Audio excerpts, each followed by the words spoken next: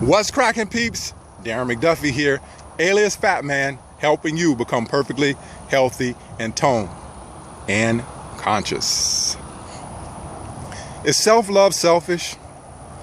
Is the art of loving ourselves something that we don't have to do, or can we love ourselves too much?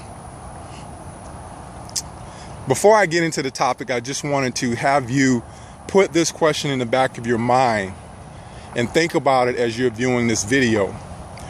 Are you looking for someone to love, or are you looking for someone to love you? Delving into this topic a little bit deeper, let's talk about relationships. A lot of us go from relationship to relationship to relationship, and a lot of times it's someone else's fault. You know, we break up and it's always someone else's fault.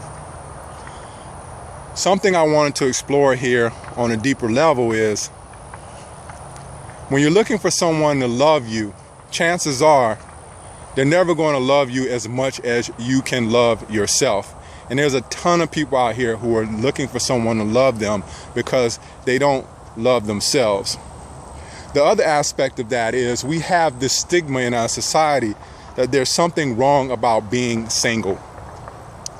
Maybe you love yourself enough that you want to value your own space. There's nothing wrong with wanting to be alone, wanting to not engage in a relationship. But sometimes, again, the stigma or the pressure in our society is that you have to be with somebody. You have to find that perfect person. That person, you know, you have to go and live happily ever after. But what if you love yourself enough to stay single for a while until the right person came along? Because when you don't love yourself, you're willing to pretty much accept anything that shows up.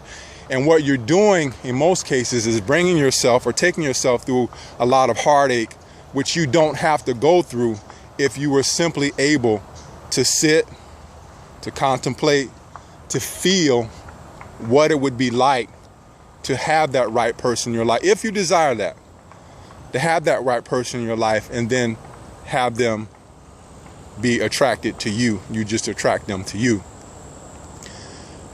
Talking a little bit about our society and violent offenders, people who are in jail. When you look at violent offenders, most of those people as children were looking for love.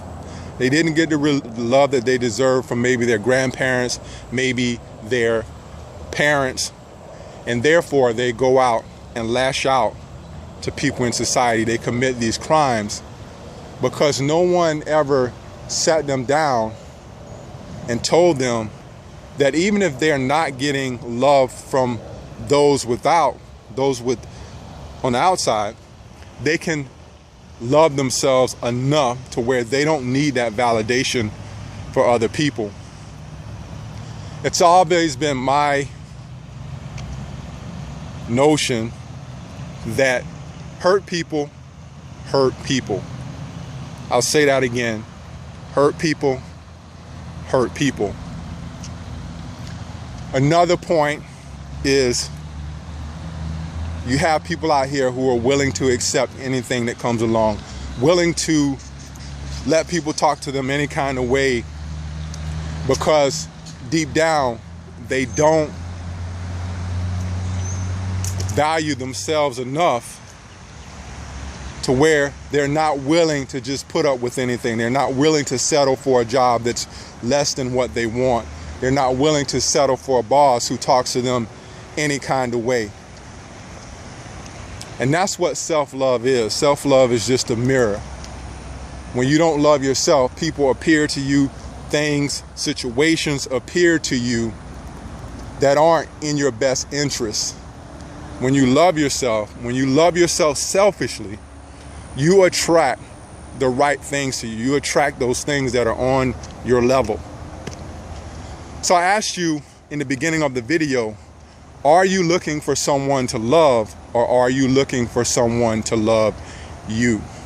And there's a big difference. When you're looking for someone to love, it means that you love yourself and you want to share what you have with that other person. When you're looking for someone to love you, what you're looking for is someone who, and there's an alligator over here, someone who lost my train of thought. Someone who, show you the gator. You can see that?